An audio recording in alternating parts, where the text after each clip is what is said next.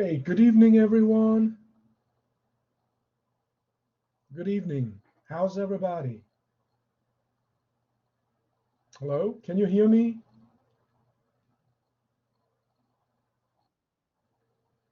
Okay, good evening. Good evening, Rostam. Okay, you're all muted. Okay, I can see that. Good. Um, all righty, let me take care of a couple of things because my profile picture is missing. So let me just uh, I'm not okay. My it looks like yeah, it's not.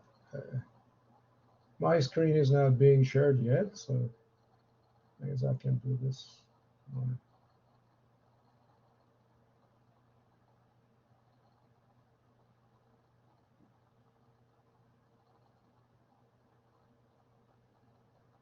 All right. Picture is missing for some reason. I don't know.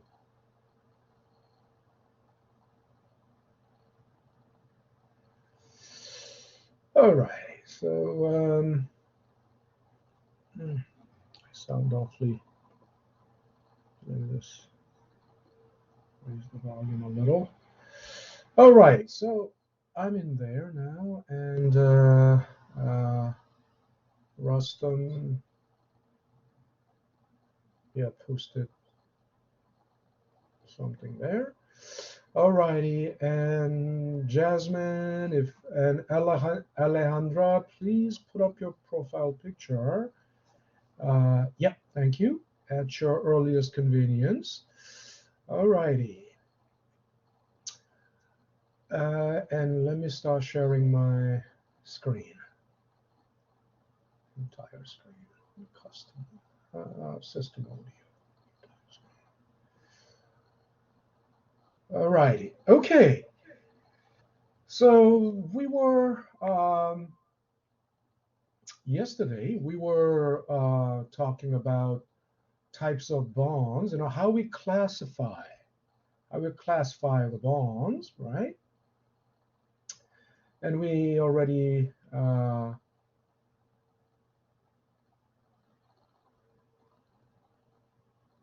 right, we already, oops, uh, we already talked about the classification by time to maturity and by issuer, right?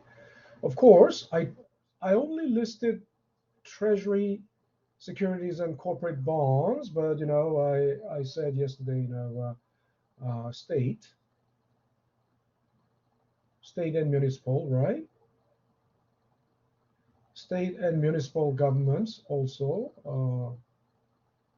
Professor, sorry to interrupt. Quick question. The test is going to be Mhm. assigned today, you said, right? And we have until Thursday to finish it. Can you speak up a little? I Sorry. couldn't quite hear. Do you hear me better now? Can you? At I'll first, you were I'll clear I'll enough, I'll, and I'll then type I'll somehow. type it in the chat. Hmm? I'll Okay. type. Yeah. Type into the chat box, please. Um, and you can classify it by whether it is interest bearing or non-interest bearing. So if it is paying interest, it's called coupon bond. Not if it doesn't, it's zero coupon bond. And then the third way it can be classified. Uh, oh yeah. I just read it. It's already been assigned. Okay, it's already been assigned. If you go into the assignments, it's already visible. Okay, it's been there since 12 a.m. And is due 11:59 Thursday. Okay. All right. So now,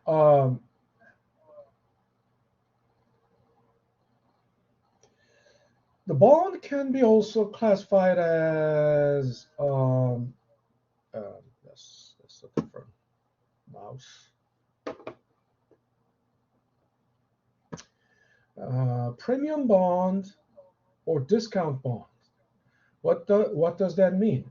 You remember bonds have face value of $1,000, right?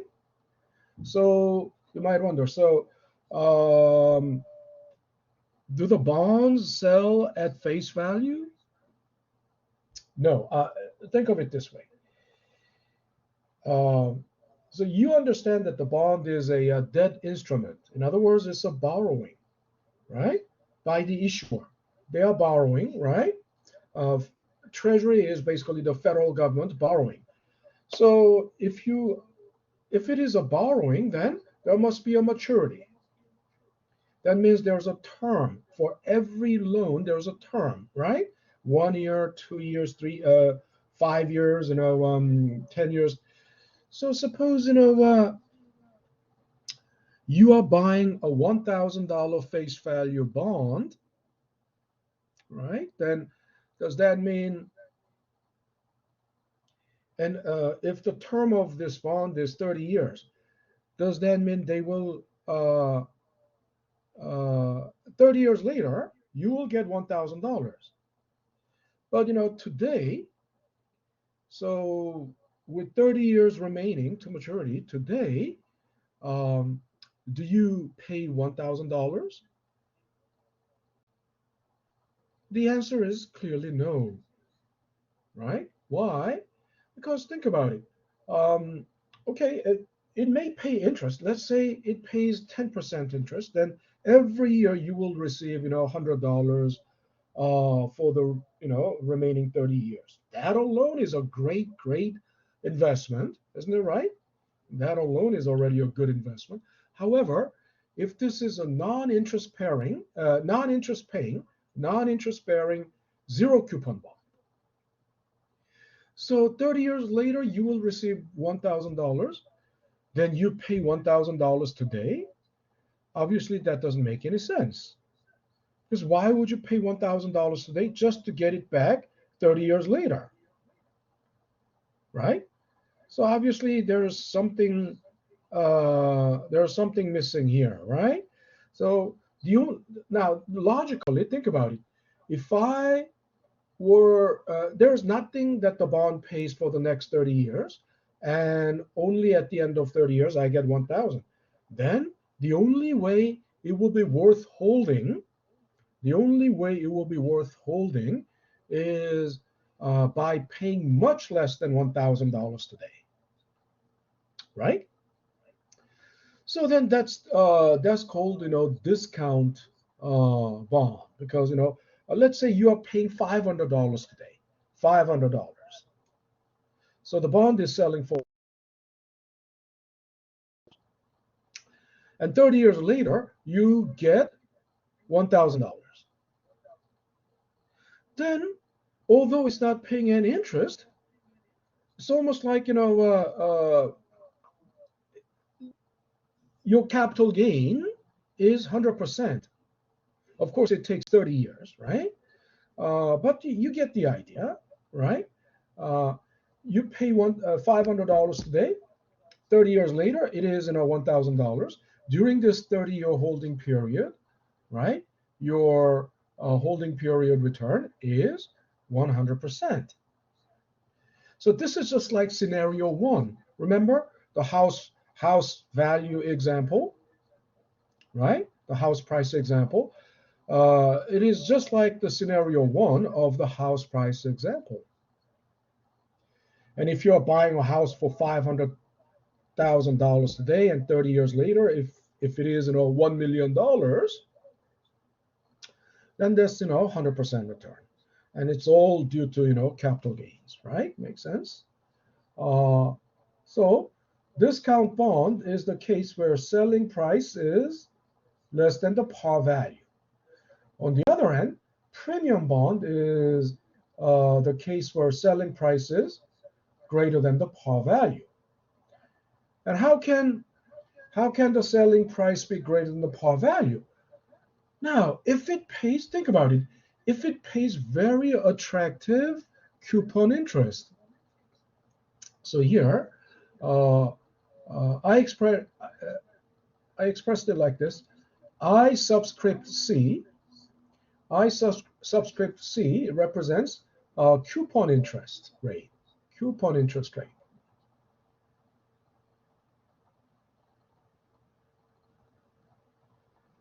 Coupon interest rate, right? And R is, let's say this is the prevailing interest rate in the market. Prevailing. So just to make it simple, market interest rate. This is, on average, what you get in the market.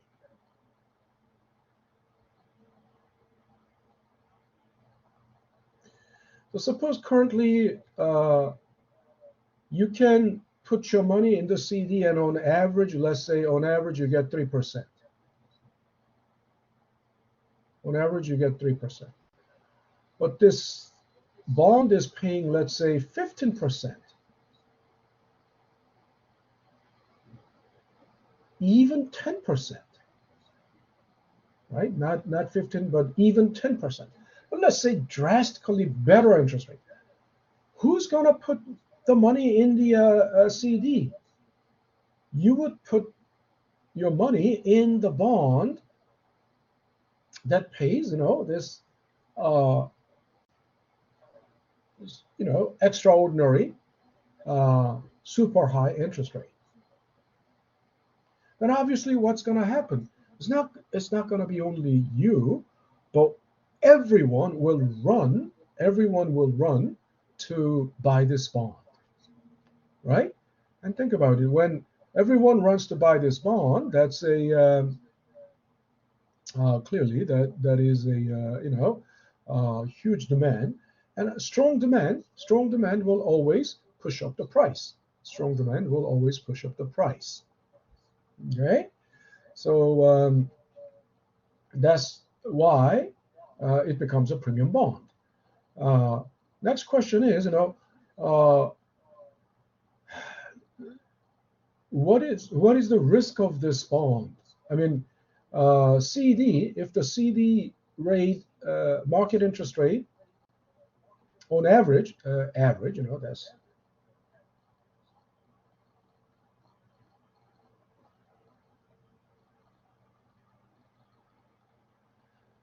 average market interest rate is 3%, and if it is CD, it's quite safe. I mean, because bank interest rates are generally safe. You're not likely to lose your money. So next question is, if the safest return is 3%, what kind of company will sell bonds at 15% interest rate? Think about it. I told you the borrower, from the borrower's perspective, right? From the lender's perspective, borrower's credit worthiness depends on their default risk, right? So obviously, the higher the default risk, right? The borrowing rate has to be high, right?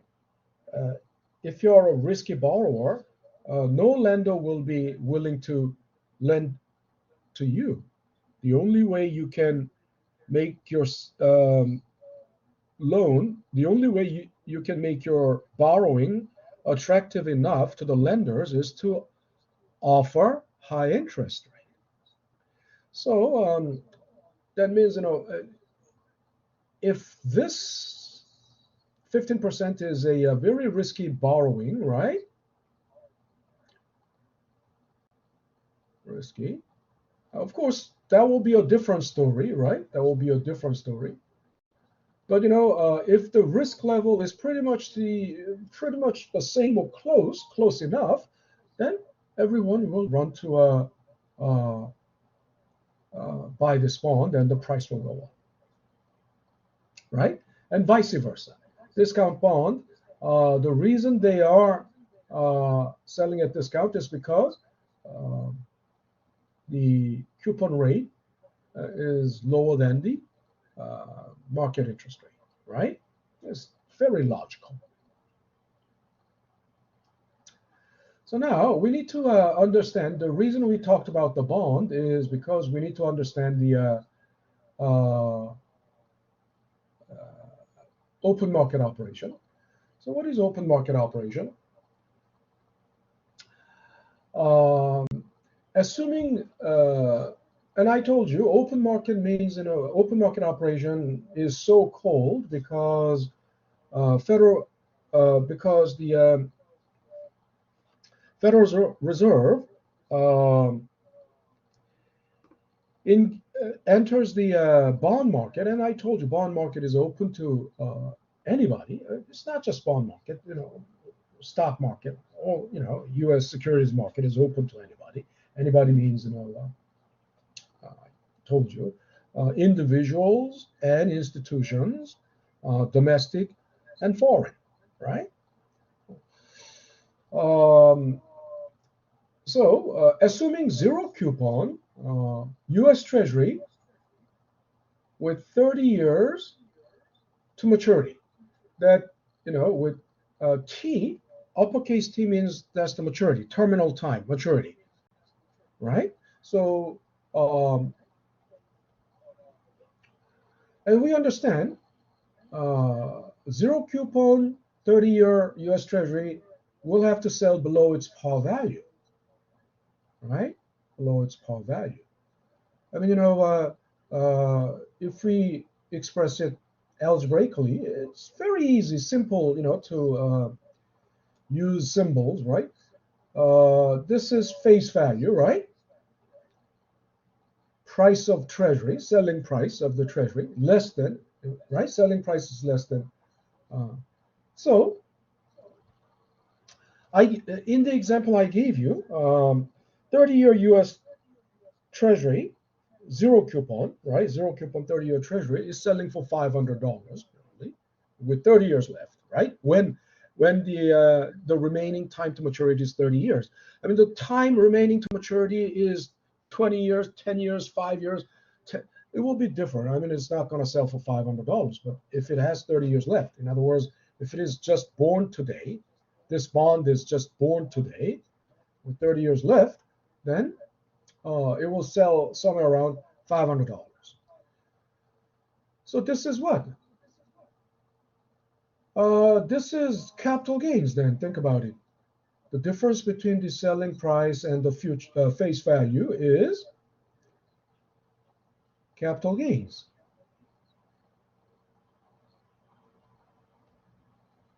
Right? And the return, simply, we understand return is the capital gains plus cash flow over initial investment, right? However, it's a zero coupon bond. It's a zero coupon bond, so there's no cash flow, right? So only capital gains. Then that return is called risk-free return. That's a return, basically. That's holding period return. That's the holding period return for this treasury. And it's also called risk-free return. That F stands for free, risk-free return. So return on investment on treasury is called risk-free return. And there is nothing safer.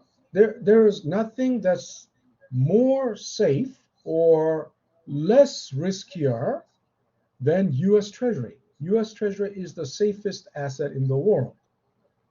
It's not just because U.S. It's not just because U.S. is the greatest nation in the world. No. But it has to do with the U.S. being the biggest economy in the world. Okay. Now, of course, this difference its capital gain. I mean, at the end, when you redeem the face value of 1,000, right? That's capital gain. But it is also called bond discount. I mean, think about it. When you're buying it at that much discount. Hence, it's called, bond discount.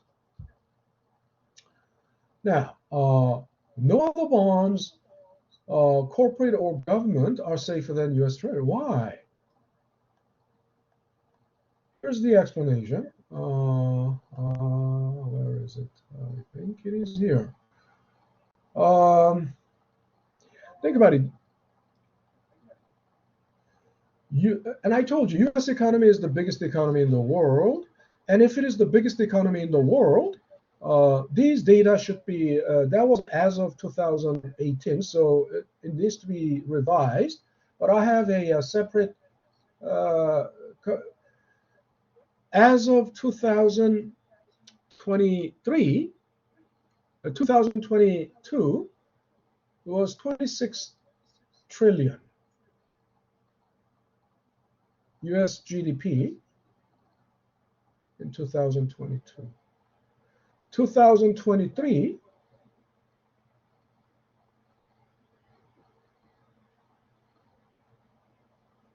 it will be about 27 trillion. This is a forecast.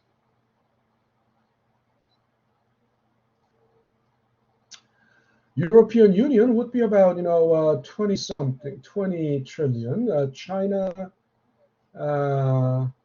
would be. I'm gonna pull up the other another document to show you. Now think about it. The biggest economy in the world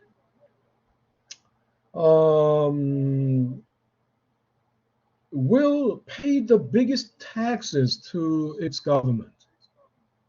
Don't you think? Because tax revenue is certain percentage of income. Of course, individuals and businesses all pay their taxes at different rates. But when we aggregate it, right? So total, tax revenue coming to U.S. Treasury, that would be a certain percentage of the total U.S. GDP. And for every nation, for every sovereign nation, it's the same thing. It will be, a certain percentage of their GDP. And although this number would be, the percentage would be different country by country, but let's say on average, it is 20% of the GDP, or 15% of the GDP. Then whose tax revenue would be the greatest? Of course, the country that has the biggest GDP, right? And then think about it. That tax revenue is the source for paying. It's the funding source for paying back their bond, right? For the governments to pay back their bonds when the bonds become mature, right? When the bonds mature, and it's the funding source for paying out interest. And then obviously the biggest tax revenue in the world will have the biggest ability to borrow, and obviously the biggest ability to pay back. So that's why it is the safest. Okay, that's why it is the safest, asset in the world. Now, if we go back to, let me go back to topic 1, and I have attached. Where is that thing?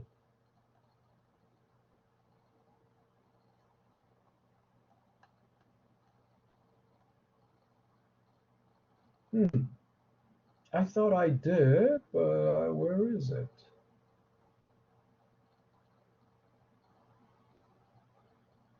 Aha. That is. Okay, I will. The updated, right? Um, the updated GDP statistics, right? I'm gonna country by country. I'm gonna do that. I'm gonna show you that, during the break. I'm gonna upload it during the break and show you later. But anyway, so now think about it. If this selling price of the treasury goes down, then obviously this return will have to go up. Isn't it right? And this is a simple mechanism, but some people don't get it. And why? Why is that the case? Now think about it. Um, if this goes down, but face value is a constant number. It's constant. It's always 1,000. So if this goes down, the bond discount will have the numerator, this numerator will have to go up. Isn't that right? The numerator goes up. And the selling price going down means also, yeah, selling price goes down, denominator is going down. So think about it, it's a fraction, right? And that's the nature of the fraction. Simply by the mathematical construct, right? Uh, when numerator goes up, denominator goes down, the result of the fraction will have to go up. Isn't that right? So it's very straightforward logic. This is not even math, right? It's just mathematical logic. So if the risk-free rate goes up, all other bonds must pay at least something equal to or greater than risk-free return. All other bonds must pay at least coupon interest that is equal to or greater than risk-free return, right? To stay competitive in the market. Why? Think about it. U.S. government, the federal government, is the safest borrower in the world, and also biggest borrower in the world, a biggest player in the bond market, and the biggest guy and the safest guy is paying you a higher return. Then what is going to happen to the corporate bonds and the state municipal bonds? Um, Obviously, they won't be popular. The demand for them will go down, and only the demand for treasury will go up. So obviously, if you want to, if you're in the bond market, you are trying to raise fund by borrowing money by selling bonds in the bond market, and if your bond is, not in demand, this is, not good, right? So they all have to increase uh, uh, their coupon rate. And then think about it. Bond market is also in competition. Banks are also in competition with the bond market because I told you businesses can borrow either from banks or from the bond market. And if the bond market, on average, return from the bond market is better, actually, uh,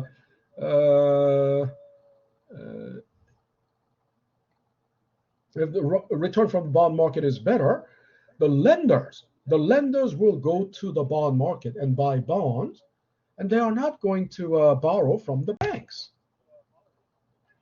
So the banks will also have to raise their uh, interest rate, which is borrowing rate, right? In other words, If you have $1 million, bank interest rate is just 3%. But in the bond market, on average, uh, uh, you can get 7% return. Why would you go to the bank to lend your money? You would go to the bond market, right? So therefore, overall interest rate in the economy goes up. Now, this means Fed funds rate too.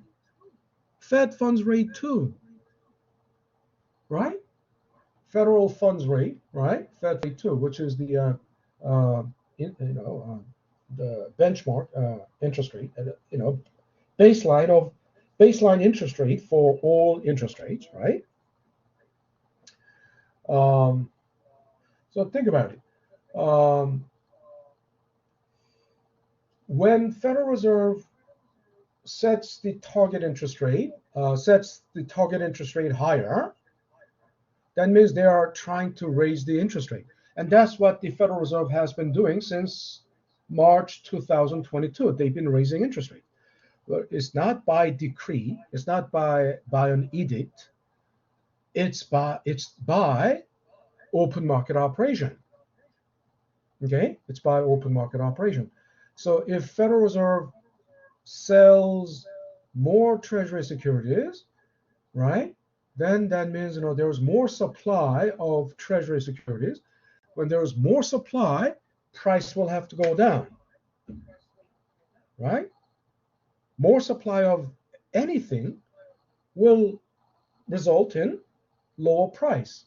So selling price goes down, risk-free return goes up, overall interest rate goes up, overall interest rate in the economy goes up, and then money supply goes down. As the money supply goes down, output of the economy goes down, income of the economy goes down. Remember this diagram here. It starts from interest going up, but what makes the interest rate go up? The steps before that was left in the blank. Of course, there are two reasons why interest rate can go up. One is exogenous, the other one is endogenous, right?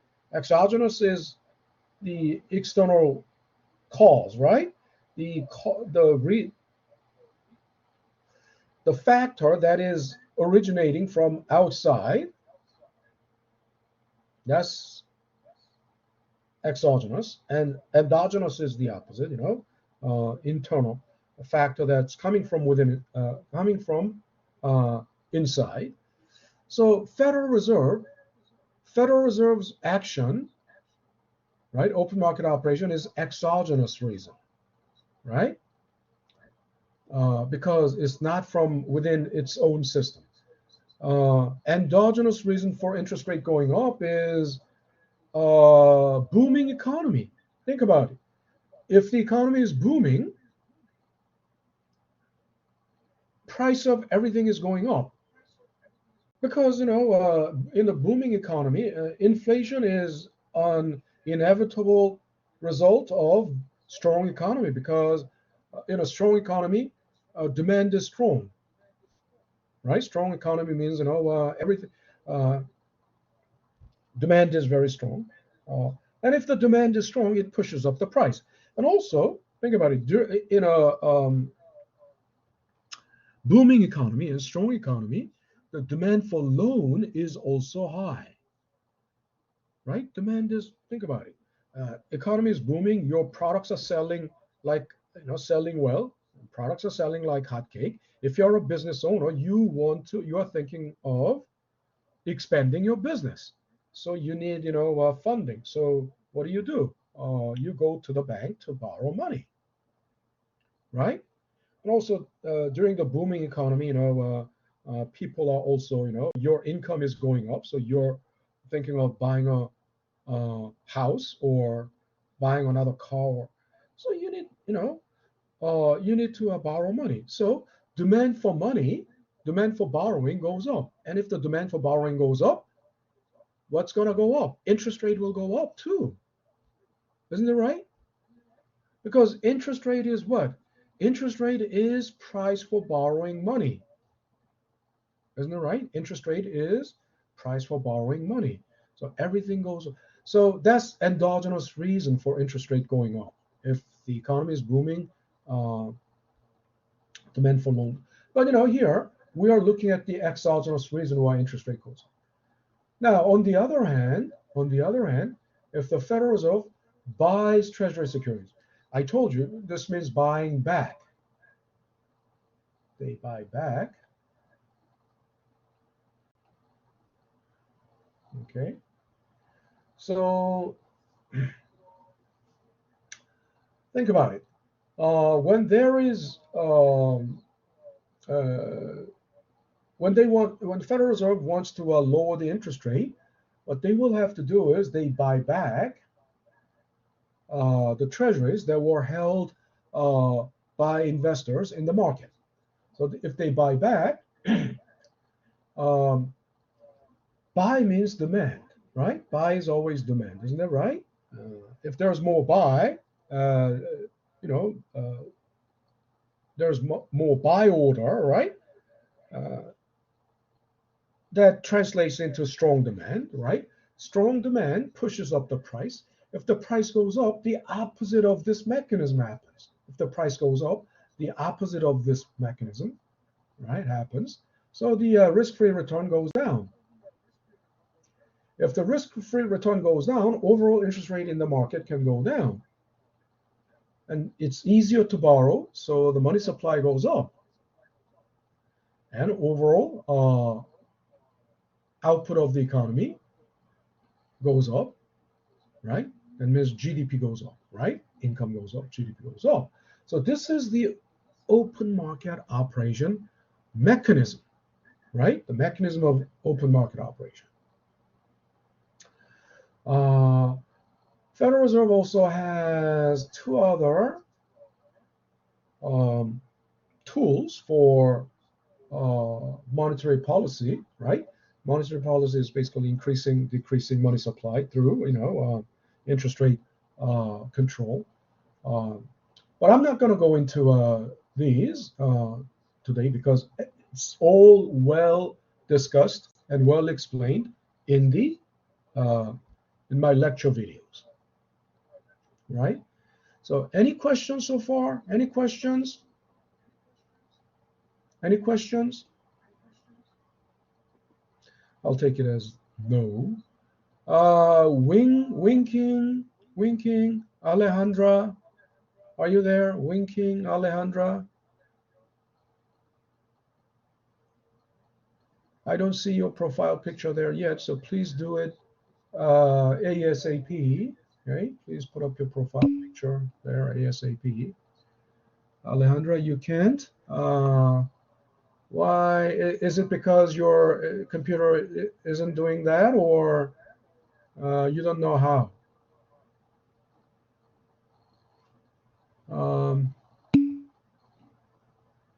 Oh, different computer. Okay, all right.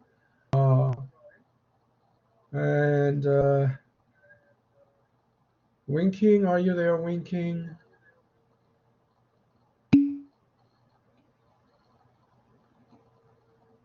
You had a picture yesterday. Yeah, yes, I'm here. If it's not too much trouble, can you please put up your profile picture? Oh, working on it, working on it. Oh, Professor, what is MS, by the way? What is MS? Money supply. Money supply. Oh, money supply. Okay, thank you. Yeah. You see, there's my setting, the gear icon, right? You can click on the gear icon, and then you drop your picture there. Okay. All righty. So next, let's continue. I already talked about actual updated data. I don't know why it wasn't. Let me just go back to oh no, hold on. What am I doing? Let me and 2023 spring. Let me copy from there.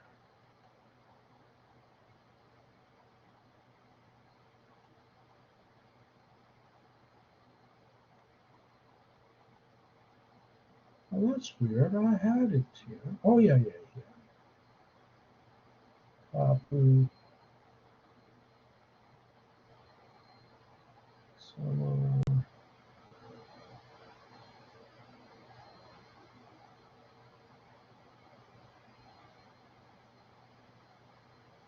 okay, should be there.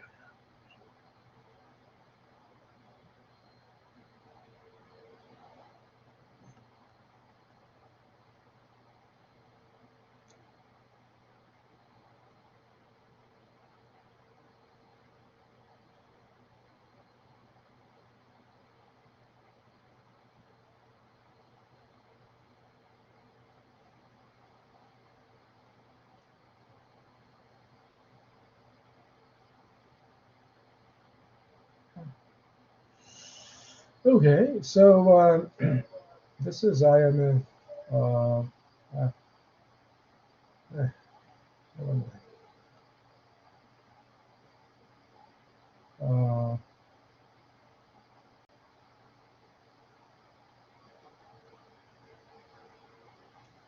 so I cleaned up the data. You know, I mean, raw data is hard to see.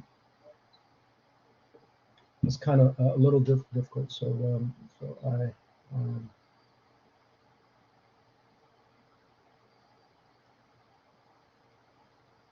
Oops.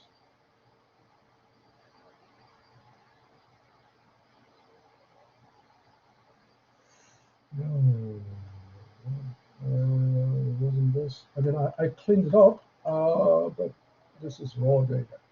So I guess I'll have to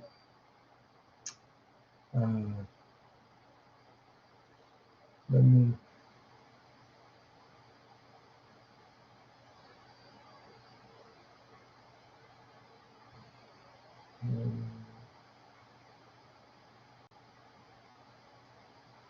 Let me look it up in.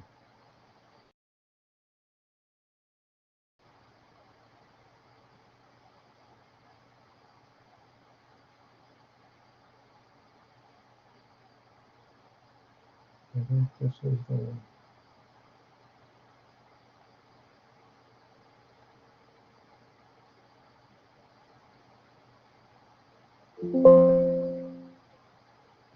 Oh, there's something. There's something that was cleaned up.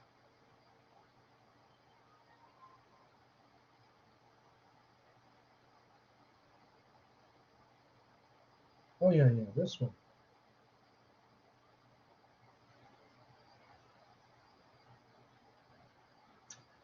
Okay. I'll just point out a couple of. So this was 2022, and data compiled by IMF, International Monetary Fund. I could have got, OECD or a World Bank data, but that's fine. I mean, they will, so USA 25 trillion, right? But that was as of October. So by the end of 2022, it reached about 26,000. In October, you don't have October data. I mean, in October you would have only up to third quarter data, right? Up to September. China had 18 trillion. Japan 4.3 trillion. Germany, Deutschland, India, Great Britain, UK, right? 3 trillion, 3.1. France, 2.7 trillion. Canada 2.2, Russia 2.1, Italy 1.9, Brazil 1.8 trillion, South Korea 1.7 trillion, Australia 1.7 trillion. So these are like 10 largest economies in the world. 14 largest economies in the world.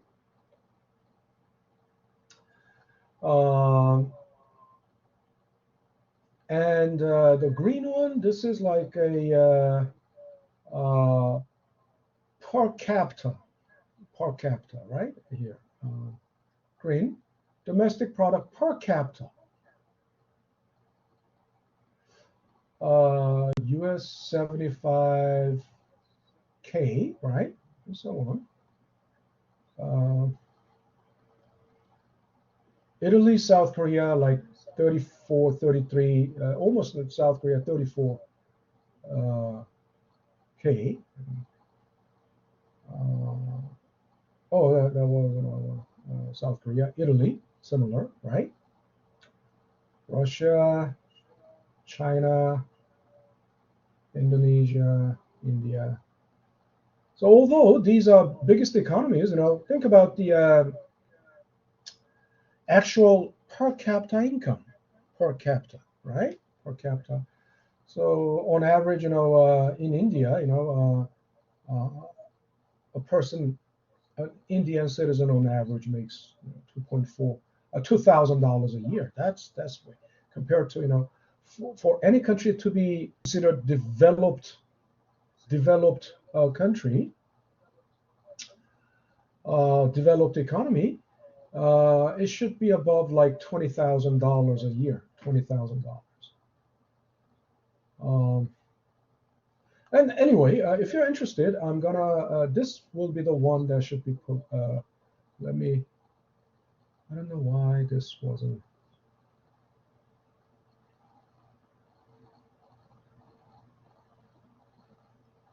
18K. Okay.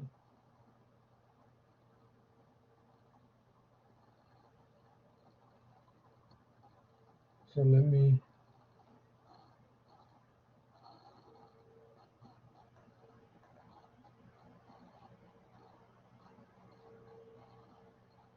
Attach. Oops, that's my.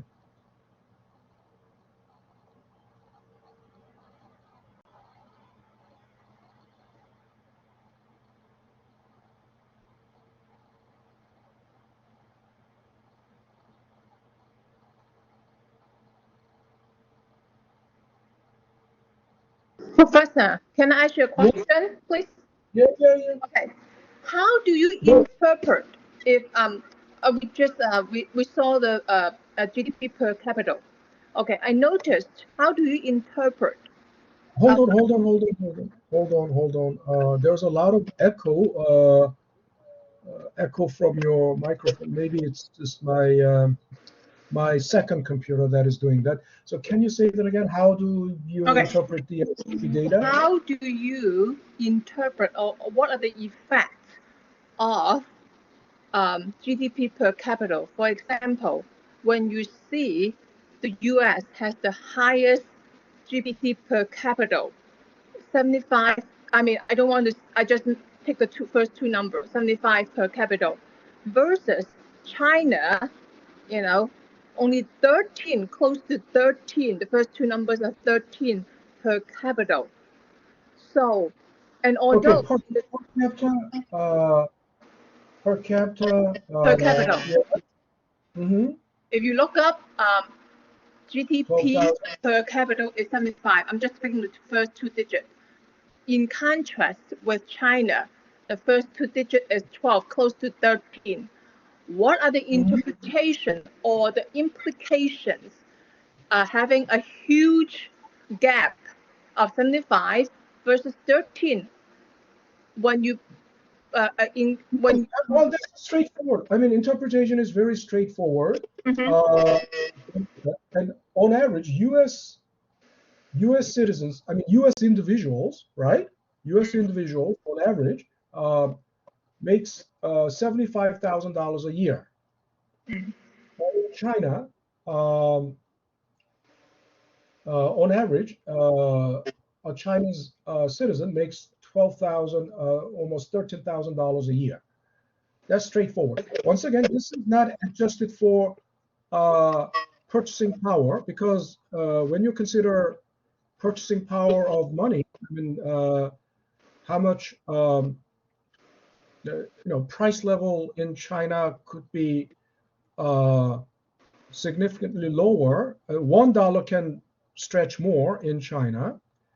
So after adjusting for that effect, actual wealth effect could be, I mean, with $1,000, you can't live like a king in the U.S.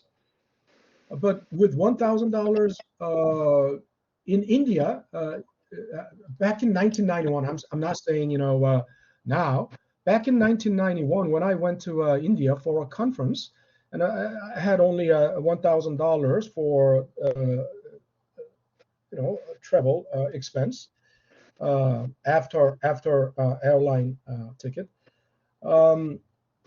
I was staying in a like a 5-star hotel, and everything was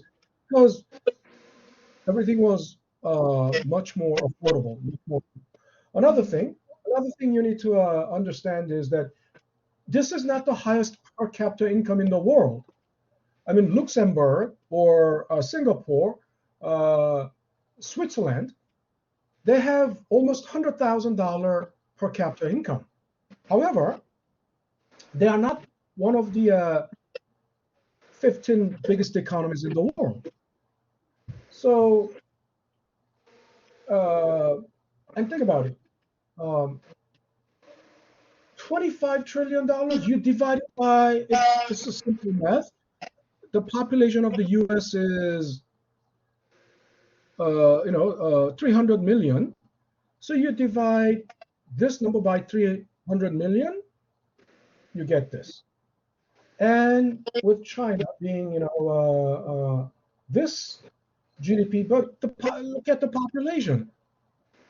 China has like 1.6 billion, 1.5 billion. Divide this number by that. You'll only get, it's not surprising you get this number, right?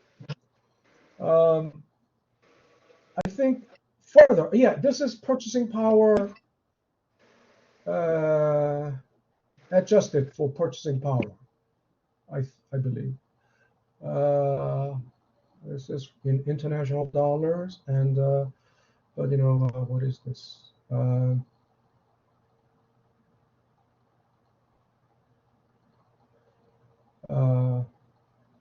Purchasing power parity.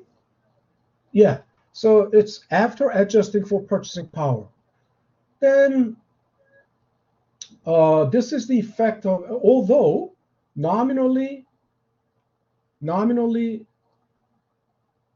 per capita income in China is this, almost like 13,000. In terms of actual purchasing power, they live like as if they are in a country where, right? They have, they are making $30,000. Although US nominally making $75,000 a year per capita, but things are more, everything is more expensive.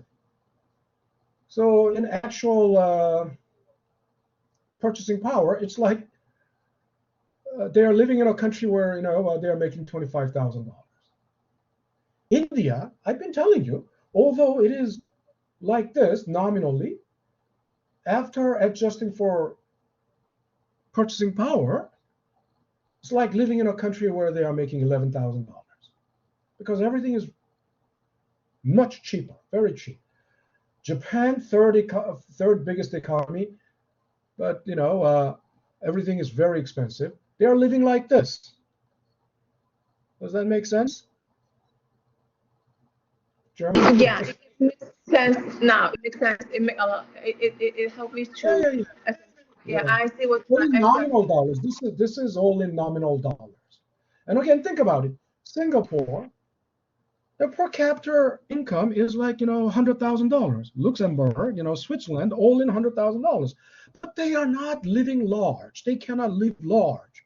Why? Because everything is so much more expensive. Mm. I haven't ever seen a Swiss national or Luxembourg national or Singaporean who say they live like king in their home country, in their country, although they are on average making $100,000. Mm.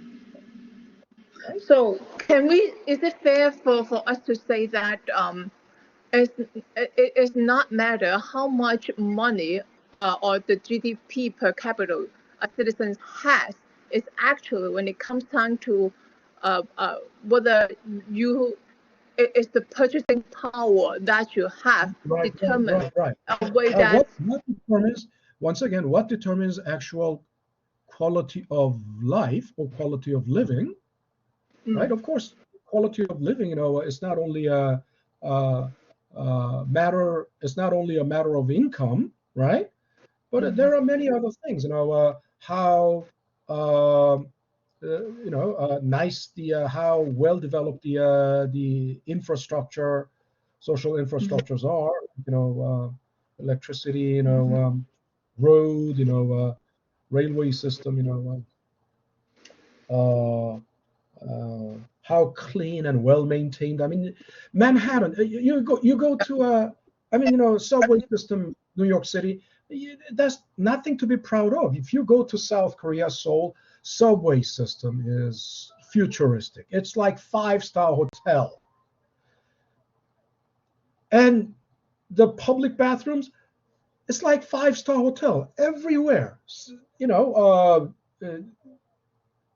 subway station, public bathrooms, very clean, very nice, very it's like five-star hotel.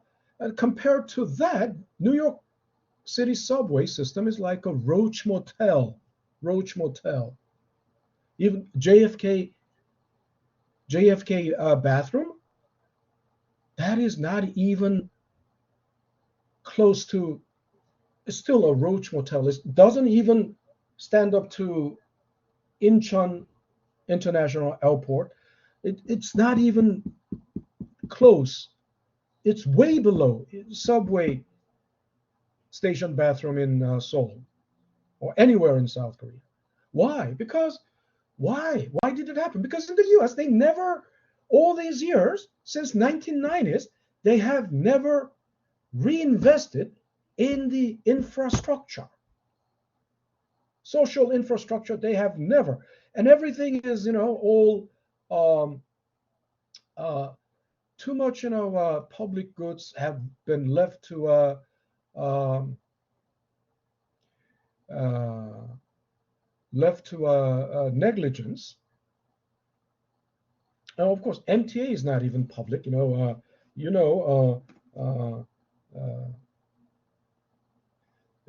the biggest stake owner, biggest shareholder of MTA is Wall Street. So they keep raising the fares year after year. But what goes back into the revamping the or improving the subway system is very small. Most of it is going simply just to fatten the wallets of the anyway. But once again, actual quality of living and when it comes to the income, it depends on really purchasing power of your money. And as I said, in India with only $1,200, they live like um, uh, but once you go out of your country, I mean, then what?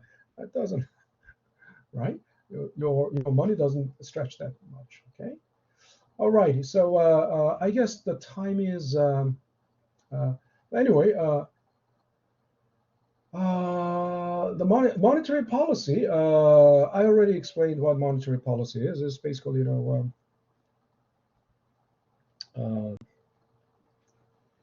there are two ways. The two ways that the monetary policy is going. either expansionary or contractionary. Contractionary is also called tight money policy. They're trying to tighten up money supply. So in other words, how do you tighten up the money supply? If you increase the interest rate, then money supply will go down, right? It's implemented when the economy is overheated and headed for accelerated inflation. For the last, 1 year and a half, that's the path that the U.S. economy has been on, right? Federal Reserve has been tightening up money supply. Why? To kill off the accelerated inflation. Now inflation seems to be today is 25th, July 25th. Does everybody know that the FOMC meeting started today? FOMC, Federal Open Market Committee meeting, right? That's where they discuss, they decide, whether to raise interest rate or not. It started today, 10 a.m. Tomorrow at about 2 p.m., they will adjourn the meeting and they will have a press conference, and they will Fed Chairman Jerome Powell will stand at the podium at the press conference in front of the reporters and journalists, and he will say whether they will raise the interest rate by 0.25% or whether they will maintain the course or whatever. But most likely, the market's consensus is that they're going to raise interest rate by 25 basis points. That's 0.25%.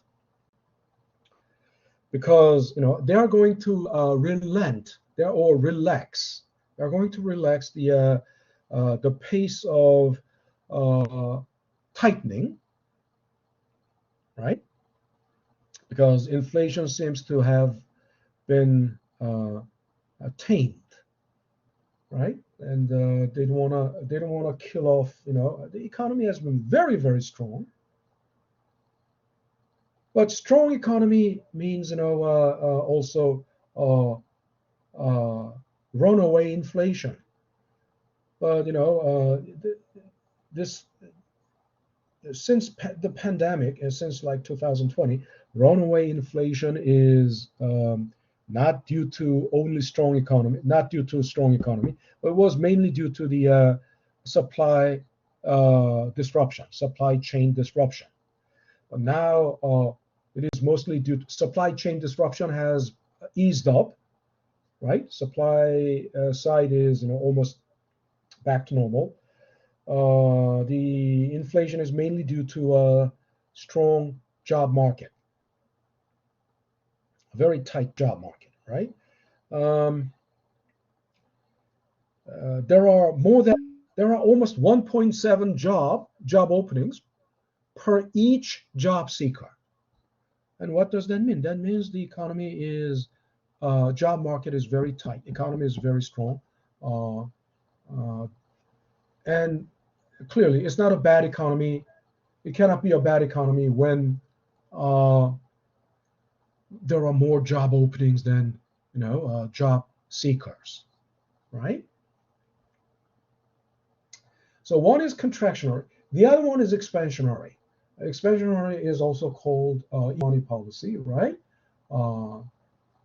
That's what they did after 2008 financial crisis.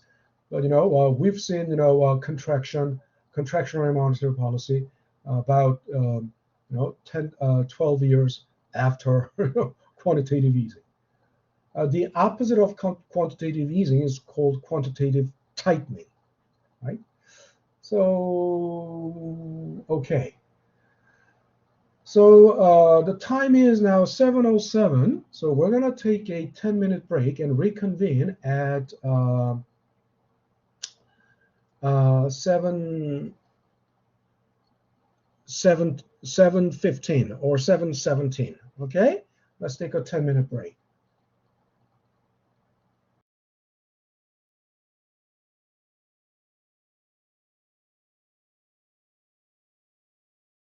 Professor, sorry, do you mind just checking your messages? Sorry. Yeah, Brandon. Yeah. What message? I'm looking at the chat box now, and I saw your. I already answered your question. Yeah, but this is a separate question. It's not to the main chat. It's just privately. Oh, okay. I will reply to that. Okay. All right.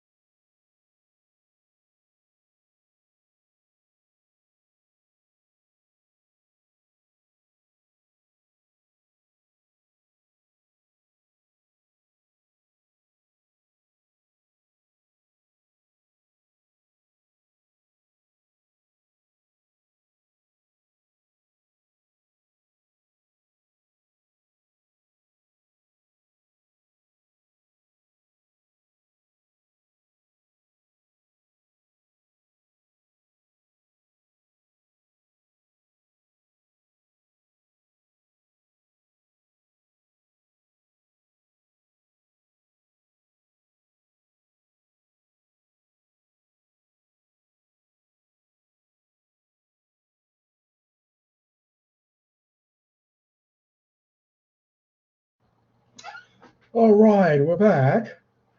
We're back. Okay, let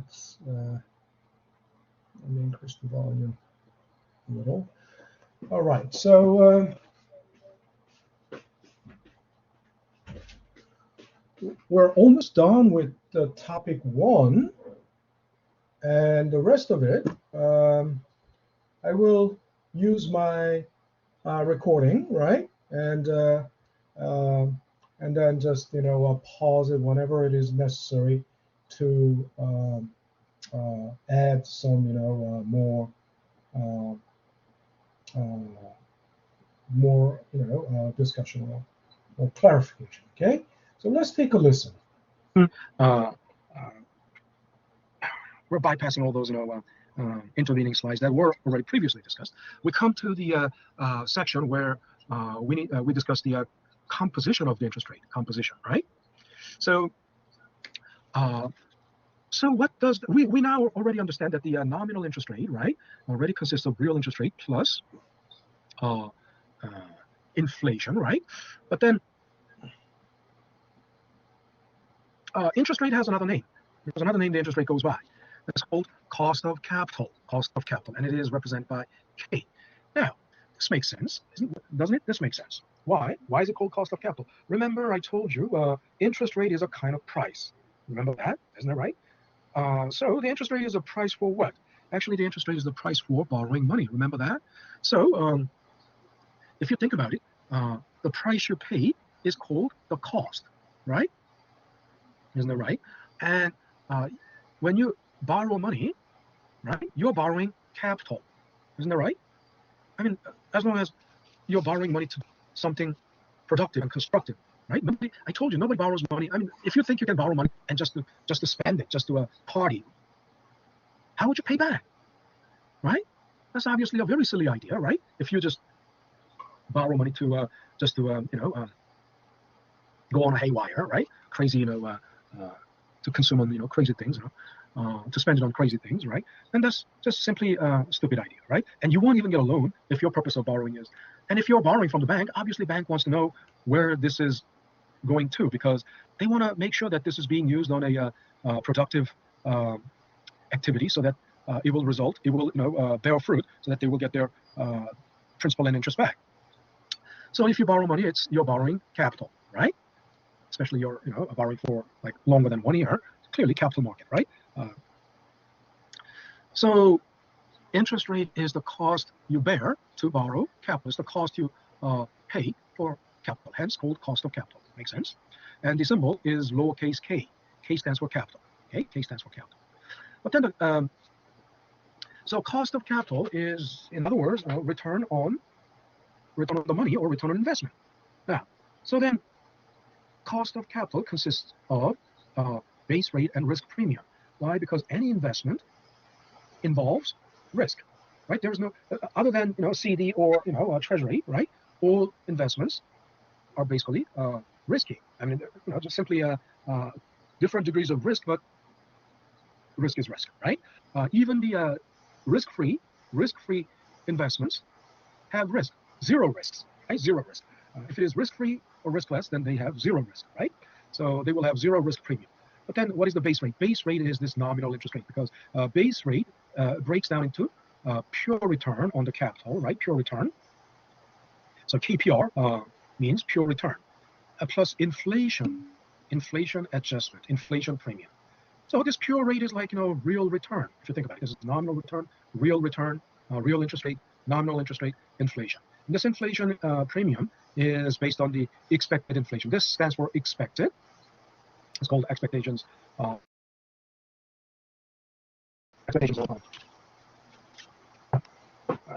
Expectations operator. Now, expectations actually mean when we say expected something, it means expected inflation or expected something. It actually means forecast, inflation forecast. But what is the forecast based on? Forecast is based on the average of the past data, right? We have no better information about the future than the average of the past. And again, what is our inflation forecast? Oh, that must be the average of the inflation, let's say over the last 5 years, right? Over the last 5 years. But then you once again, it must be the geometric average of the inflation rates of the past 5 years. Yes, to be exact, yes, to be really exact, yes, that's the way. Because inflation last year is a result of the inflation from the year before, and that also result of growth inflation from the year before, and so on. But just to make simple, I mean, if you're doing any, there will be a practice problems on this topic, and in that practice, just for simplification, and you have only 5 data points, like last 5 year data points. You don't necessarily use geometric average, but you can take simple average in that case. So inflation in this case is considered like a random variable, not, uncorrelated with each year, right? Each successive year. So because 1 year inflation is not necessarily consistently building up, right? So it's considered as random variables, simply uncorrelated with each other, independent and uncorrelated with each other. So it's just simple average, right? So so that would be the average inflation over the last 5 years or 10 years. Now, so the pure interest rate is the real interest rate. It's the true earning power of money, generally between 2 to 4%. Okay, generally 2 to 4%. Actually, if real interest rate is 4%, that's already very high. These days, it's not even 1%, right? Now, inflation interest rate. So then, when we say risk premium, actually it should be called risk premia. Why? Why risk premia? Of course, is plural form of premium. So that means there are more than a single risk. Of course, the first risk, we already started out with this. When you lend money, the greatest concern is whether you're going to get that money back or not. In other words, whether the borrower may default or not. That's called the default risk. And the default risk is the greatest concern. And the second risk is the inflation risk. And the inflation risk is already, think about it. Default risk is, borrower specific, isn't it right? Some borrowers have more default risk than other borrowers.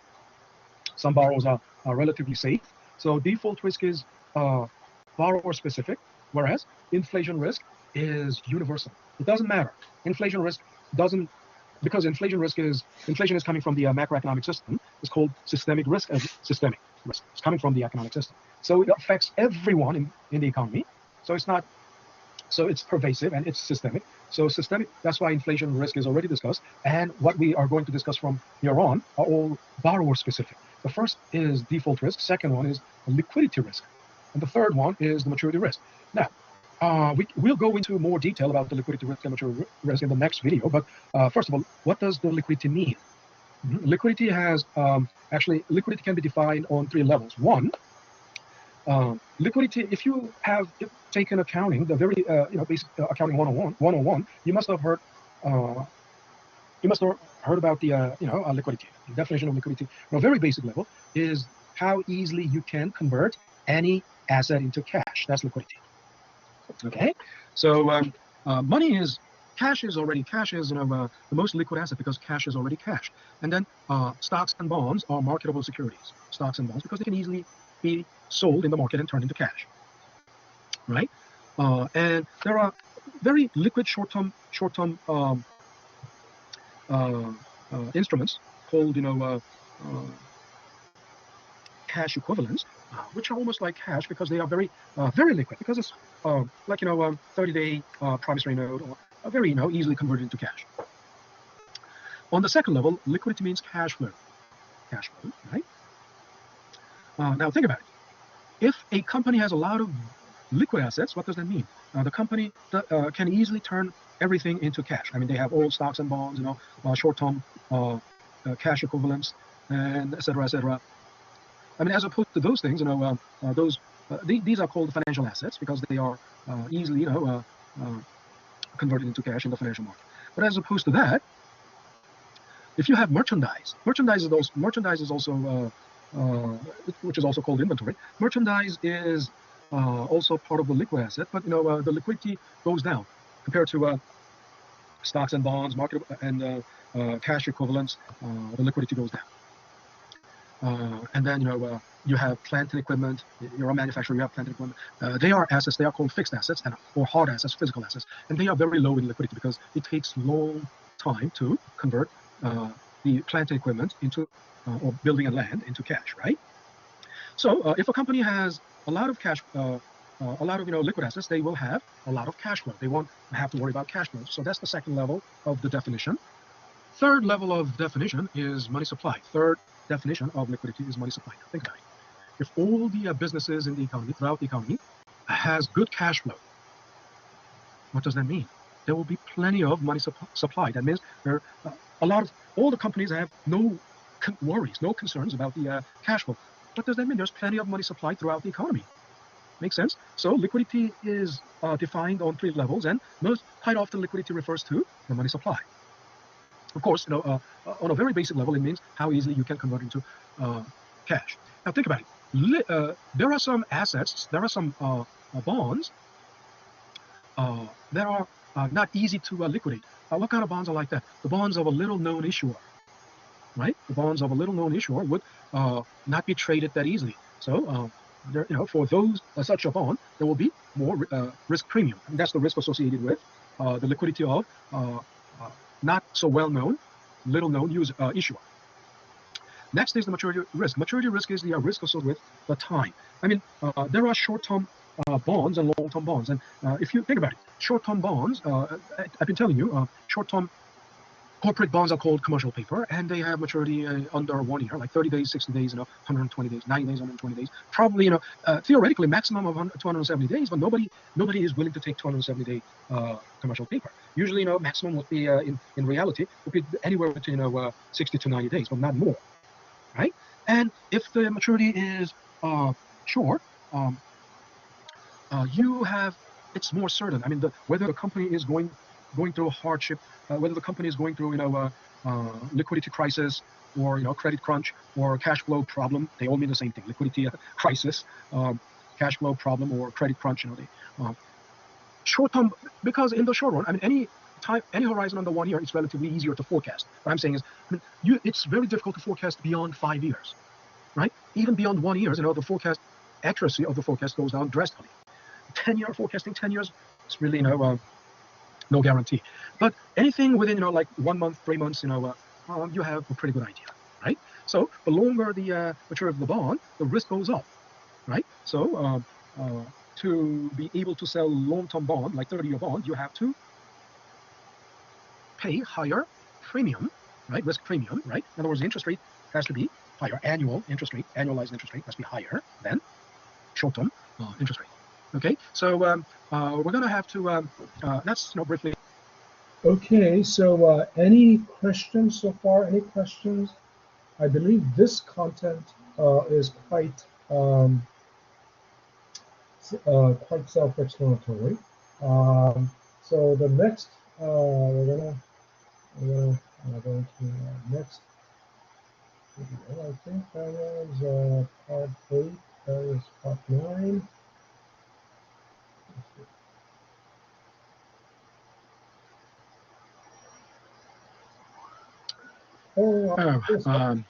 So the last one, part 10.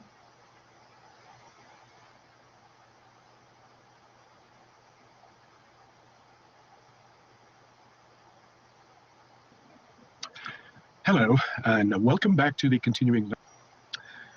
This is the video number 10, I believe, in this series. Risks that are involved in basically lending, right? In investing. Now, I said this is specifically, these are the risks that are involved with lending. In other words, with bonds, right? With bonds. Actually, the reason I said that is because in case of stocks, the risks would be slightly different, and there's more. But in terms of the broad components, they are not that different. But basically, the risks, because of the risks, you have to add risk premium to that, risk premium, right? And there were 4 risks specifically. One is, inflation risk, right? And I said inflation risk first because inflation is systemic. In other words, it's coming from the macroeconomic system. So it is not user or borrower specific. It affects everyone, universally, right? Whereas, and there is, nothing you can do, right, to prevent inflation. As an individual lender, there's nothing you can do to prevent the inflation. The best thing you can do is build in the inflation premium, right? And then the second risk is the default risk. And default risk from here, from the second to the fourth, they are all borrower specific, right? Liquidity risk, maturity risk, default risk, they are all borrower specific. So eventually, and finally, we can set up a model for cost of capital, right? Cost of capital, which reflects all the risks involved in lending and the cost involved in borrowing, right? Think about it. If you're a borrower, right, basically you have to pay pure return, and you have to pay the inflation premium and default risk premium and liquidity risk premium and maturity risk premium, right? So that is the cost of capital. Now, this is basically a theoretical breakdown, and although in reality it is, in reality, yes, it's also, cost of capital is cost of capital consists of these components. But what I'm saying is that in reality, it's very difficult to split it into these different components. I mean, inflation risk and default risk, they're relatively, not that difficult to tell. How much of the cost of capital is due to inflation? 2 to 4%, right? And how much of it is, default risk? Depending on the credit rating or risk level of the borrower, default risk can range anywhere between 2 to 8%, right? But that's conventionally how it is. And then how much of that is, liquid? And then out of the actual rate, actual borrowing rate, right? Borrower's borrowing rate. It's hard to tell how much of that is liquidity risk and maturity risk. I mean, maturity risk is probably easy to tell because the difference between the if after accounting for all pure return, inflation, default risk, and then whatever is it remains, and the difference between, and if this is a long term, like 10-year loan or 10-year bond, and the difference between the short-term bond return and whatever is remaining is the maturity risk premium. Although theoretically we can construct it that way, but as I said, in reality, it's really a hair-splitting thing. So it's not easy to. But now, so we are moving on to yield curve. Okay, so whatever these slides, actually we have discussed it in the previous videos, right? Treasury bill, treasury note, treasury bond, and treasury bill risk-free rate. Very short-term federal securities, treasury bills, pay risk-free rate. Okay, so that's and then yield curve is directly related to the maturity risk. Remember, maturity risk is due to the different maturities of the bond. The longer-term bonds have more uncertainty because of more uncertainty, the risk premium will have to be higher. In other words, all the annualized returns between short-term bond and long-term bond, all annual return. I've been telling you, when we say interest rate, they all mean annualized interest rates. So 10-year bond, the annualized the interest rate on 10-year bond must be greater than 1-year bond. Otherwise, to compensate for the more uncertainty associated with the longer term. So if we plot the returns on these returns from short-term to long-term, right, you will see a curve sloping upward like this. This blue curve, right, represents the plots of the returns from short-term to long-term, and it's quite logical and easily understood why the long-term bonds have higher returns, right? Yield Once again, yield is another name for return. But yield is not exactly the interest rate. Yield is more than interest rate, actually. Why? Remember the scenario 1 and scenario 2, right? In scenario 2, you have two sources of cash flow. One is capital gains. The other one is rental income. Now, apply that concept to the bond, right? I told you coupon bond is like the scenario 2, and zero coupon bond is like scenario 1, right? And in coupon bond, so the return includes both. Interest is like the rent, right? And the bond price will bond price will become eventually the face value, right? And some bonds are premium bonds, right? Some coupon bonds are premium bonds. Some coupon bonds are discount bonds. So depending on whether it is premium bond or discount bond, eventually there will be capital gains or capital loss. So your return will include, right? Your annualized return will have reflect both interest and capital gains or capital loss. So that's the yield. That's the return, right? So yield is another name for annualized return. It's not simply interest rate. Anyway, but if it is a zero coupon, right, there will only be capital gains. So think about it. The return on the short-term bonds will have to be lower, and return on the long-term bond will have to be higher, significantly higher, right? So that is, if you connect those plots, then it will form a curve like this. It will form a curve. So this is the normal case, right? In the normal economy, right, short-term yields are lower than long-term yields, and the yield curve will be upward sloping, right? But sometimes you see an inverted yield curve. This is crazy, don't you think? How can inverted yield curve means, a short-term return is higher than the long-term return, and how can that be? How can it happen? How can it ever happen, right? So this is, something weird about the inverted yield curve. But when does this happen? When does this happen? Well, it happens when the market expects or anticipates recession anytime soon. In other words, impending recession. This is so the market is inverted yield curve is the a sign of impending recession. And impending means what? Within the short run. And what does the short run mean? Within under 1 year, right? Why? I've been telling you, forecasting is forecasting becomes pretty much an art when forecasting is a science when the forecasting horizon is relatively short.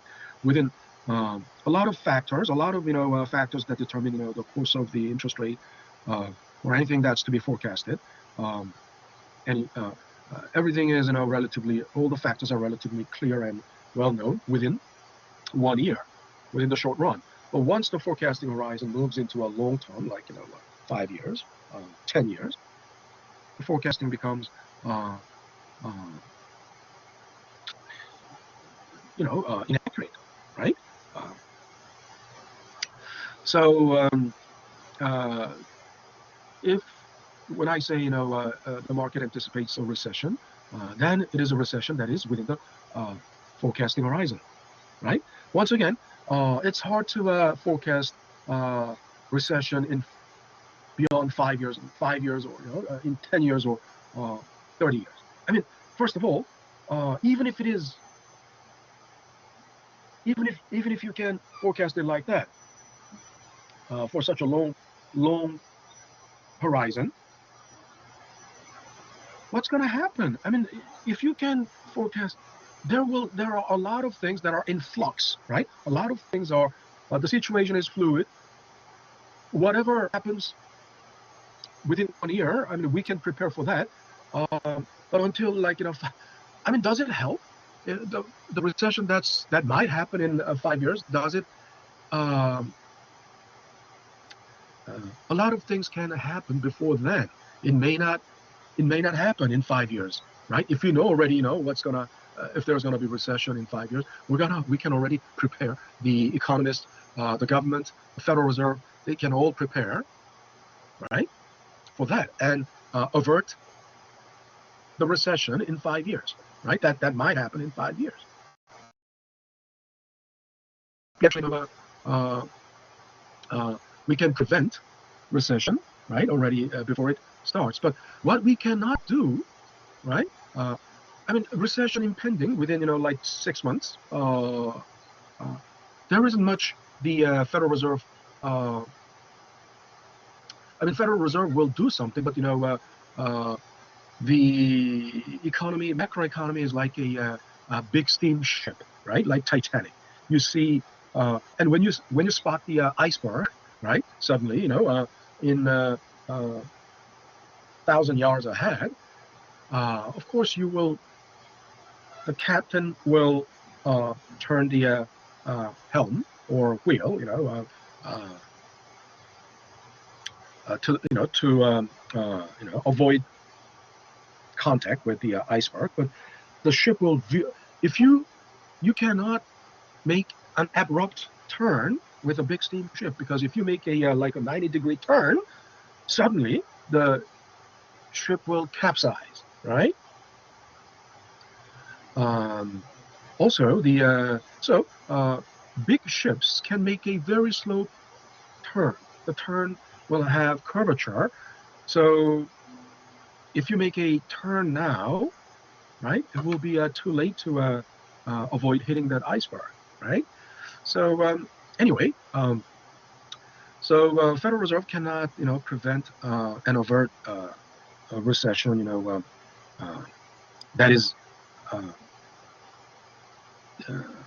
that is happening so suddenly, right? Or that is happening within like such a short run. They will do whatever they can to soften to lessen the impact of the contact, but it's not going to be that easy. Anyway, why? Then the question is why? Why is it why does it show the inverted yield curve when recession is impending? Well, the reason is because of this. Now, think about it. If you, what are you gonna do if the return on the short-term, bond is going up? Why is it? Why? What does that mean? What if the return goes up? What happens to the price? What is happening to the price? So far, if you have been, following my lecture faithfully, you would understand there is an inverse relationship between the price and the return. Isn't that right? There's an inverse relation. What does that? So if the return goes up, that means prices. What does that mean? Price is going down or going? Price is going down. Why is the price of the short-term bond going down? That means people are not buying short-term bond. Right? Not just that. I mean, the only reason the price is going down is because there is more supply than demand. Make sense? Why more supply than demand? Because people who are already in the short-term bond, not only they are not buying short-term bond, but people who are already in the short-term bonds are dumping the short-term bonds. They are selling off short-term bonds. Why? To get out of the short-term bonds. Right? To get out of the short-term bonds. And what do? And why is the return on the long-term bond going down? That means demand for long-term bond is going up. And why? You might wonder. There's going to be a recession within 1 year, within less than 1 year. Why are they getting out of short-term bond and going into the long-term bond? And most of you, short-term bonds are relatively. There's nothing uncertain about short-term bonds, so short-term bond is more less risky than long-term bond. But why are they getting out of? Look, think about it. short-term bond is less risky when there is no recession. But if there is recession within 1 year and you have short-term bond, that means they are maturing within 1 year. So suppose the recession will hit in 6 months, and your bond matures in 6 months. What are the chances that the companies that sold the short-term bonds, right? The companies of the bonds that you're holding, what if they are? What are the chances that they will sail smoothly without suffering from the recession? During the recession, what's the first thing? Businesses fail. Why? Because people lose jobs, they don't spend, and it's hard to borrow money from the banks or borrow from the bond market because every company is vulnerable to the recession. And when it is time to pay the money, right? When it's time to pay the money, right? They have to cough up, right? If company X is their bond is becoming due in 6 months, and company X has sold, $10 billion worth of bonds. In 6 months, they have to cough up 10 billion. They have to cough up 10 billion. How likely is it that they can come up with 10 billion to pay the bondholders, especially during the recession? Chances are very low, right? They will come up with that 10 billion, and they might default.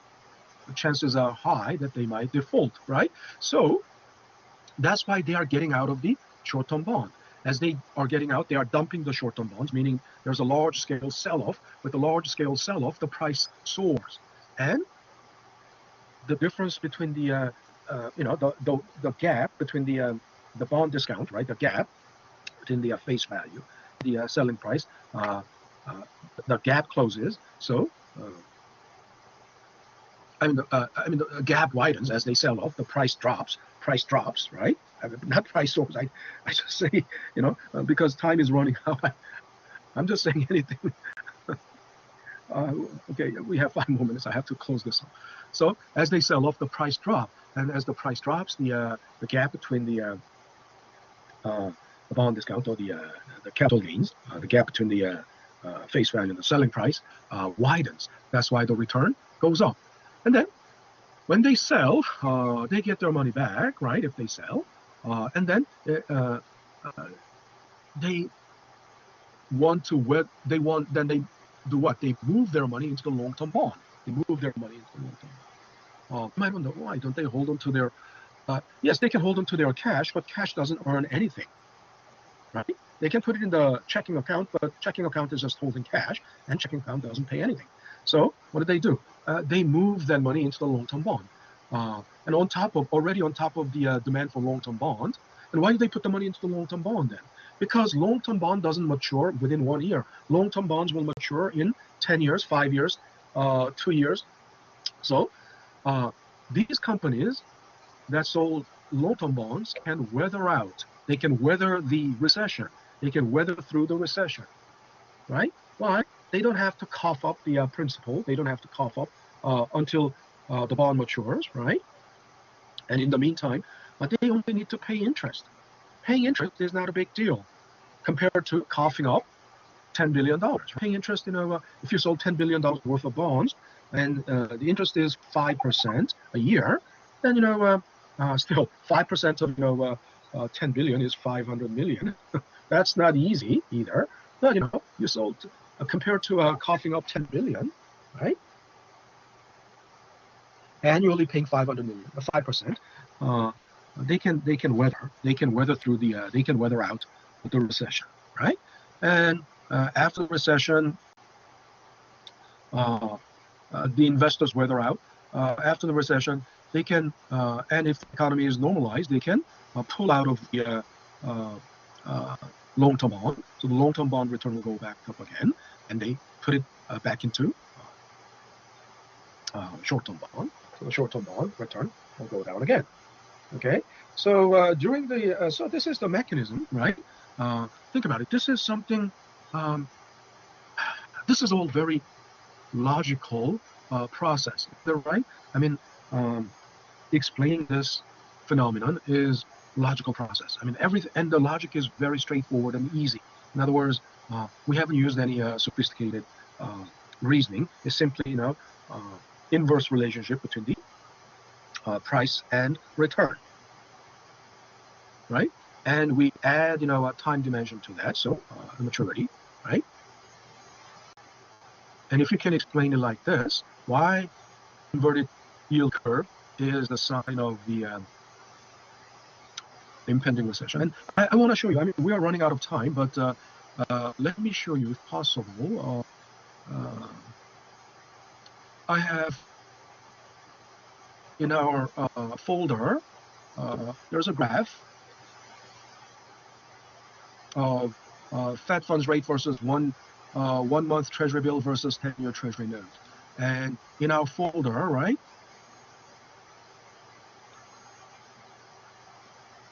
Why is it open? Okay. It is a clear evidence, and a very recent one, of the yield curve, inverted yield curve. Let me this now, column C, and Treasury bill. D, column D, GS10, that's 10-year Treasury note. And between the time frame is January 2015 through January 2020. So monthly data, monthly data, and I've tracked these three interest rates, and this was before January, so before the pandemic. So the economy was on a normal pattern, and you see the blue line is 1 month Treasury. A red line is Fed funds rate. So you can tell the red and the blue curves are moving pretty much in tandem, right? And then this olive green line is the 10-year Treasury note, yield on 10-year Treasury note. They all returns. Look, the Fed funds rate and 1 month Treasury bill were near 0%, and starting from January 2016, they are getting close to 0.5, and they were as high as 2.25% by July 2019, but dropped again to up again somewhere around June 2020. So long-term yields were all higher. Long-term yields were all higher than short-term yields until when? Until June, July of 2019, and then they made a cross. The intersection happened, right? They made a cross. So between June, this would be May or June of 2019 until early January, end of December 2019. And there was some scare about recession during that period. Long-term yields were lower than short-term yields, right? You see that? So that is inverted yield curve. I mean, this is not the yield curve. I mean, if you put the actually yield curve is this is yield curve, but what I'm saying is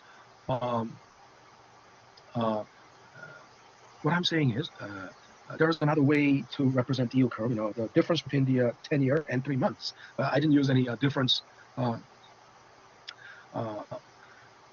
And then this is clearly, the inverted yield curve. Then January back to January 2020, and this was before the, pandemic induced recession. They had no idea. It only, started in March, so the economy was, showing, yield curve was showing normal pattern. But this is the evidence of the yield curve. Fortunately, though, the reason the yield curve went back to normal was because the recession fear, right? The recession fear was gone, right? By the end of December 2019. So there was about, briefly about 6 months period, when there was a recession scare, and the inverted yield curve happened. Okay. All right. So that's it for today, and this wraps up. Actually. All right. So that wraps up everything about topic 1. And as I said, recession didn't materialize. It didn't materialize at this time, so that's why yield curve went back to normal. And we have 15 minutes left, and I want to show you actually. I want to show you what how I check attendance, because some people think that okay. Let's go to discussion board. So this is 20, and you see, you need to sign in. You need to sign in within the first 20 minutes, right, to be recognized. I mean, this is not just one way. This is not the only way. There are people who signed in like 11:06 p.m. 7:28, 7:27 p.m. Okay. The same person did it twice, but this cannot be accepted as present, right? Also, yesterday,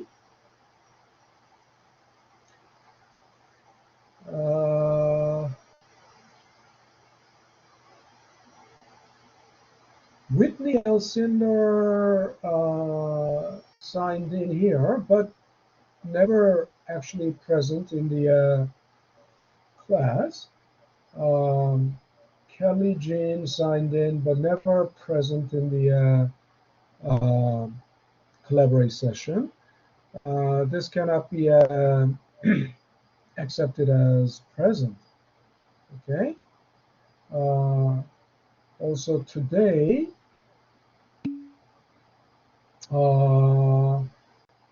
yeah, generally everyone was there. Whitney Elsinder, are you there? Whitney Elsinder. See, I cannot. That's fine, Jasmine. I can still check. Once again,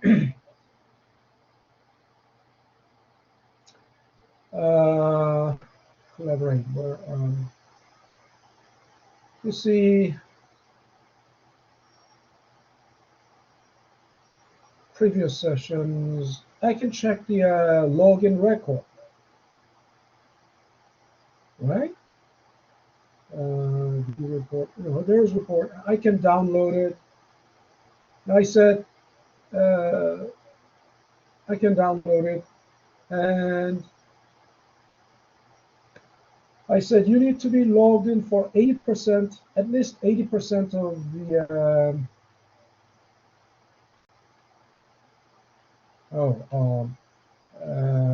I'll have to. Okay, I cannot open it from here, so I'll have to make myself. I'll have to make myself a moderator, and from my second computer, I can open it.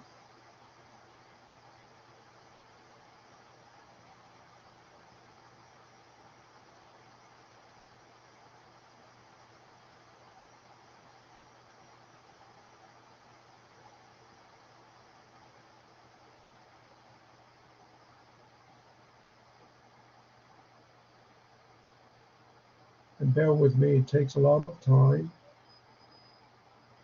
I don't know why it takes so much time to open it. I'm gonna have to. I'm gonna have to stop sharing on my main computer and open it from, share it from. Oh, this will take me so much time.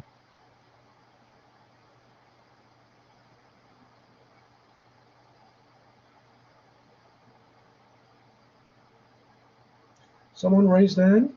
Did someone raise hand? Or okay,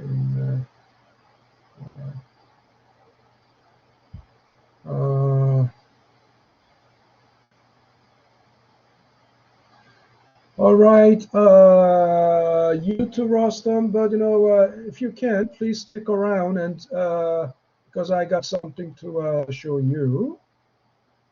Okay, where is? I made myself. Okay, I can share.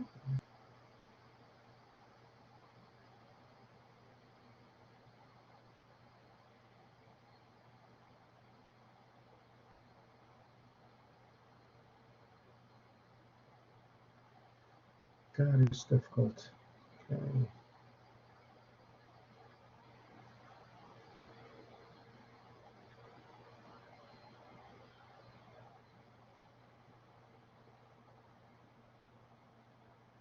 Okay.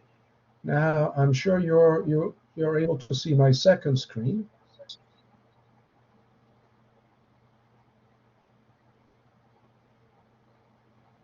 Okay. So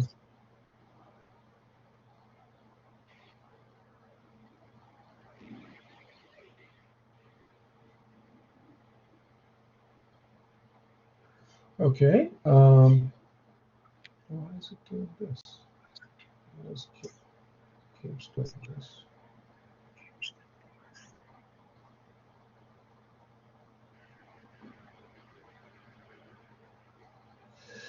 All right. So here, let's take a look. Now the Excel file is not opening. Okay, now it's there. So yeah, this was July 24th. So that was yesterday.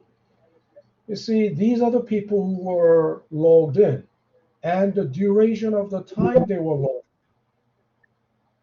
So I said 80% to be recognized, recognized as fully present. You should be present for, you should be logged in for 80% of the time, 80% of the class time. This class is 2 hours and 15 minutes, so 135 minutes. So 80% of that, roughly. But it's very clear that Whitney Alcindo, was logged in for 6 minutes. That cannot be accepted as present. I mean, I can mark it as, but that's 6 minutes. That's almost absent, right? And then Wing was logged in for 24 minutes only, 25 minutes. That's not present. I can mark, that can be considered as late. Okay, let me open. So this is the logged in time, right? Time logged in time. Let me open.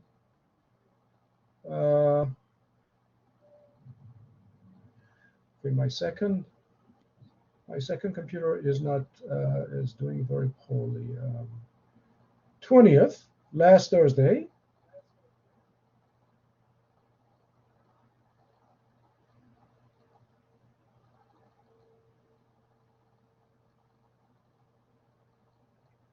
So this is a synchronous class, and you need to be present at least 80% of the class time. Nikisha, yeah, this is less than 80% of the time, but it can be considered as late. Ashley Duarte, that can be considered late. This can be Mercedes, Coral Mercedes, considered late. So basically, I'm meticulously checking your attendance. So if you think you don't have to participate in the collaborate session, then for your own sake, that's wrong. You got the wrong idea. Why? Because this is not an asynchronous class, it's a synchronous class, right? If it is asynchronous class, there's no need for any collaborate session. But you gotta just clarify that to yourself. Okay. All right, everyone. So I'm gonna. Okay. Any questions? Any questions?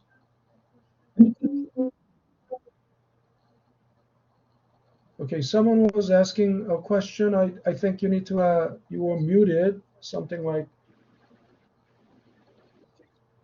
I heard some murmur, but it wasn't very clear. So I'm going to have to stop sharing on my second screen and I'm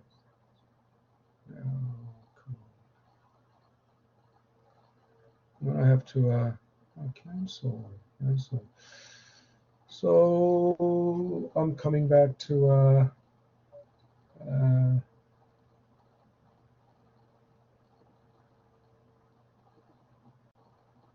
okay, I'm coming back to my original. All right. So any questions so far? Any questions? Any questions? Okay, so here, everyone, Jasmine, just to confirm, my wife, okay, I'll be able to post on Blackboard now.